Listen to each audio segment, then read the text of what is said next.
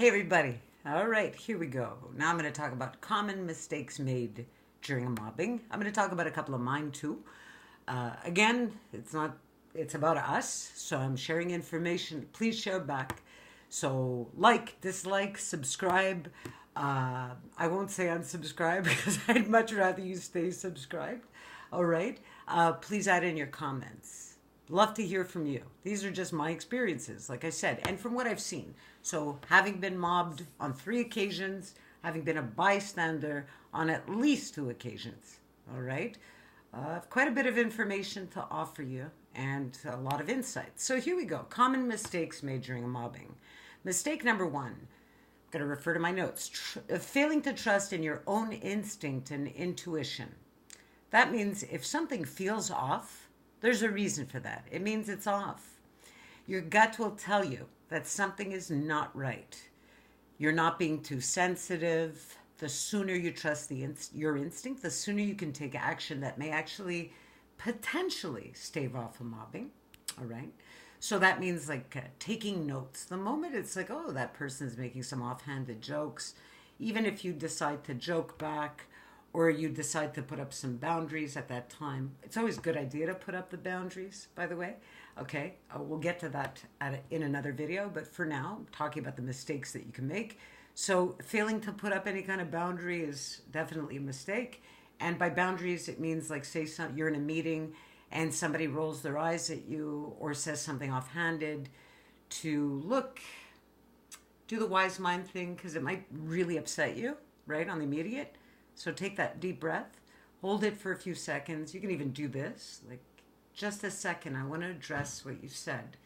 Pull back for a few seconds, or what you did, and say something like, yeah, I noticed that you rolled your eyes when I said such and such. Please share what your opinion is. Seems like you're a bit upset about that, right? Or if the person says something offhanded or off color, you could do the same thing, employ the wise mind, and either say something like, I find that deeply offensive, very unprofessional. Boom. Stop it as soon as it starts. So trust your instinct, okay?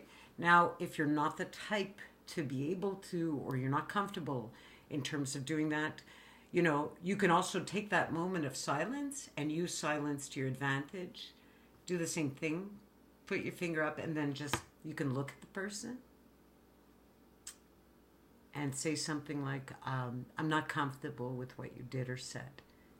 Again, failing to do that, clocking the event, taking note of it. Either way, you should take note of the event, and I'll tell you why. Remember, it's 3 incidents, including body language or jokes or anything strange, any kind of weird behavior, before confronting your offender, okay? If you're not the type to bite back on the immediate, or if you're really caught off guard. I've been caught off guard where I failed to do anything and I tried joking around. Say in a meeting, somebody's like, oh, you have some really strange expressions, or, oh, those expressions are so cute. And just making a weird expression back, trying to joke my way out of it, that was a big mistake, okay? Would have been much better to just be assertive at that point in time. All right, because again, your instinct is telling you something's off. These people are not joking around with you. They're not looking to laugh with you. They're looking to make a mockery of you, okay? In some cases, not in all. Typically, all they want to do is get rid of you, but I digress. Mistake number 2, do not look for any type of validation by telling a colleague that you feel something is off, irrespective as to what your relationship was to that person, or whether you're in the beginning, middle, or later stages of a mobbing altogether, especially in the later stages. I mean, by the later stages of mobbing, pretty much, everyone's pretty much involved. So not a good idea. Remember, you're on your own. If you do speak to someone at the beginning of the mobbing, even if it's somebody who you consider kind of like a work friend, I can tell you this. I've done that too. What happens is it hastens the progress of the mobbing. I went and I spoke to the work friend that I thought was a friend, and I told him, I said, I get that feeling that I'm being bullied. And he looked at me very incredulously, oh, really, you? Because I'm an outspoken person. And he didn't notice anything. I digress. Number 3, if you've already spoken to a colleague about how you're feeling, so if you made the same mistake I did, and you go and tell this so-called work friend that you feel like you've been bullied or you're being bullied, be prepared for the following types of responses. 1 is, oh, really? I didn't notice anything. 2 is, you're being too sensitive. 3, something like, oh, so-and-so said that to you during a meeting. Like, say that, you say, hey, this person like made fun of me in a meeting. Oh, maybe the comment about your expressions was a compliment. Didn't you ever think of that? Okay. In other words, you will not get support. You'll get negation, which, unless you suddenly get your chi and understand what's going on, may very likely add to your frustration, anxiety, and that fight, flight, or freeze response, and all of those hormones like cortisol and adrenaline. So it doesn't really help. Okay? So what I suggest you do if you're feeling that way, I'm not saying like just you're on your own, meaning like don't seek any support. Don't seek support within your workplace. Seek it from neighbors, friends, anybody in your community, online resources, anywhere where you can reach out and talk to people who will understand. And try not to wait too long to reach out to your support system. Why? Because I'll get to that as well, but I'm going to make a very brief point here. If you wait too long and you're full of these, fight or flight hormones, and you're upset and you're angry, what happens is you tend to really lay it on to people. And a lot of people, even like your friends outside of work, if all you do is talk about this stuff, they might actually start avoiding you. This is just human behavior, folks. Don't shoot the messenger, all right? It's how it works. Mistake number 4, ignoring it entirely. Believing somehow this false narrative that the mobbers will tire of their antics and find another target eventually. False narrative, folks. This does not happen. Like I mentioned in a previous video, you're not vulnerable. You were targeted. Why were you targeted? There's a reason you were targeted. There's something in your vibration that caused fear, jealousy, envy, hatred, anger from at least one person, typically somebody who's extremely insecure and very narcissistic and very fearful. So this kind of ugly spreads like wildfire. Typically, it's not just one, it's a couple of people, okay? They start talking amongst themselves. They've targeted you. Oftentimes, like I said, even at the beginning, as was my experience, management is involved. All right? So another false narrative to watch out for, which I'll get to later, is thinking that management, HR, or the union is going to be on your side. I'll get to that. So here we go. Mistake number 5, holding it all in, okay? Repressing all this stuff, not engaging in any degree of self-care. Like putting your fingers in your ears and going la la la la la la la, okay? This is killer for your body, for your mind, for your spirit, your soul, your emotions. Mistake number 6, turning the other cheek. Big time false narrative, all right? Trying to employ this fake spirituality that so many people have bought into, all right? By engaging in thought stopping or changing your thoughts. I'll give you the hokey one that I've recently seen. Try to exchange a negative thought for 3 positive ones. Woohoo, lovely. That's willfully clouding the reality of the situation, which is beyond not recommended. It's better to employ strategies that will center you in the present moment. Things like mindfulness, things like Kung Fu, okay? Like I said, the little idea, the first form that I was talking about. Even if you don't believe in it, it'll send to you. Just try it. You have nothing to lose. Even if all you do is 1 minute of this stuff. Breathing exercises. Go for a run. Whatever you feel you can engage with at that moment in time. Exercise. Any kind of centering strategy to feel the negative emotion, to acknowledge it, to center yourself accordingly, to ground yourself in the present. And remember this. Why am I suggesting this? Very simple. Okay, this is a heavy one, but it's very true. Stress only exists in the past and future. It doesn't exist in the present moment. Think about it. Stress and anxiety, all right? if you think about, say you went through a difficult moment, like I mentioned at that meeting, either somebody says something offhand to you, rolls their eyes to you, it's very stressful. It would be stressful for anybody. You're not being too sensitive. It's stressful, right? It's kind of like an attack. And an attack doesn't have to be, someone biting or kicking or pinching you, all right? Different kinds of attacks. It's very passive aggressive, but here it'll upset you. It'll upset anybody.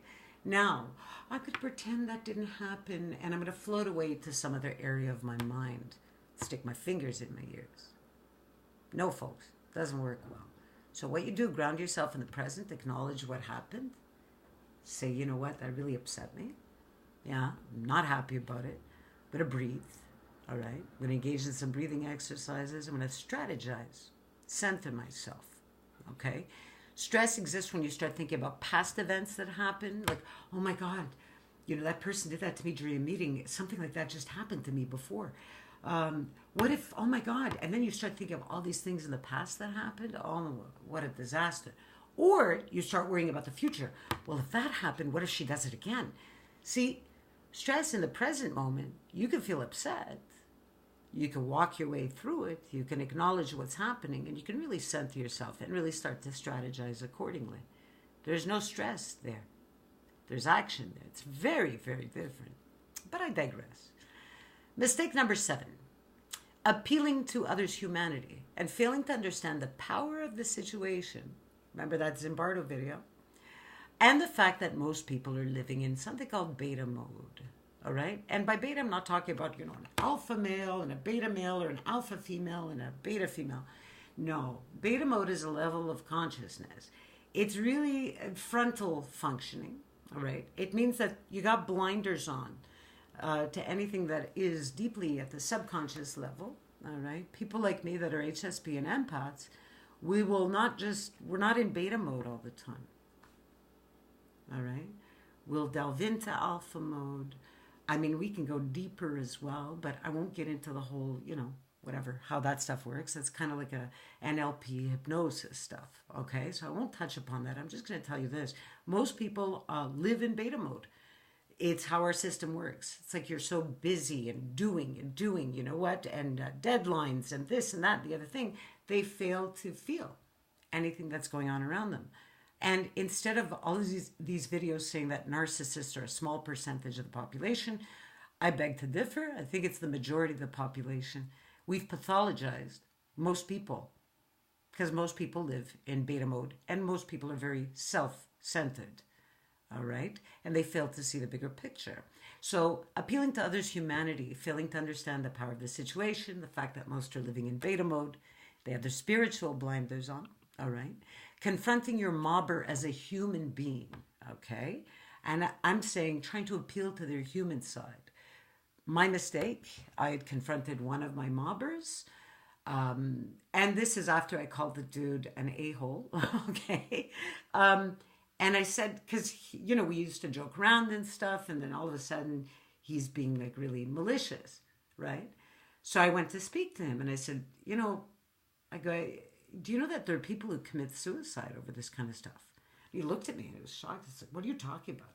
I go, if this is the only thing I had going on in my life, I go, because there's some people where their jobs are it, they don't have that social support. They have no other interests. There are people like this in our society.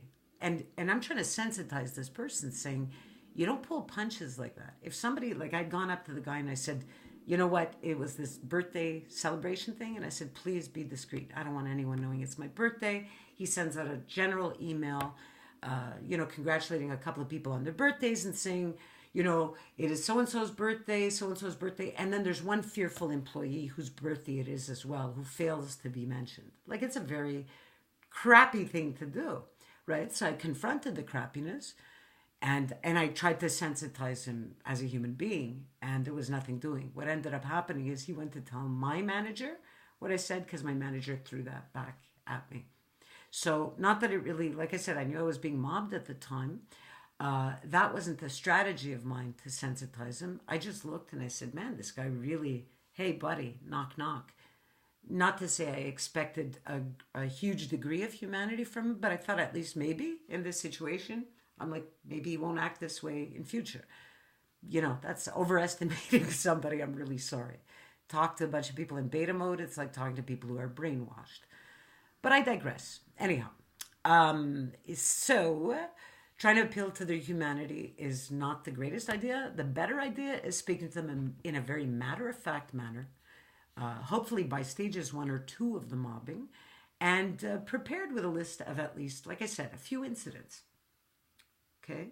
Like knock, knock, knock at the door of their office or their cubicle and just say, I have to speak to you right now. There's a few issues I'd like to cover with you. And be very matter-of-fact about the whole situation. And again, employ silence accordingly. So if the person starts to skate or goes into total denial mode, which most narcissists will do, and again, narcissist to me is the majority of the population. I'm really sorry. It's how I call it like I see it. So most people will try to evade and avoid taking any responsibility for that. But again, once you're prepared, you could say, well, look, yeah, during this meeting, you did that. I told you I was uncomfortable with it. All right, that happened on this date. And then there was another incident when you did something similar. So you will not give them that escape route. And you will stay very calm and very matter-of-fact and very centered in the present moment. Okay? Mistake number 8, trusting anyone in the environment with anything. Unless you're talking about something and it's strategic. Give you an example. Okay? So here you are, you're going through this mobbing. Say, for instance, you're at stage 3, that critical incident happened, and it kind of gives the mobbers an excuse to mob you more. Meaning, say you lost it one day. You're like, I'm tired of this behavior. You guys are freaking me out, or whatever the case is. And you lose it. And everybody's like, oh my God, did you see so-and-so totally lost it? All right.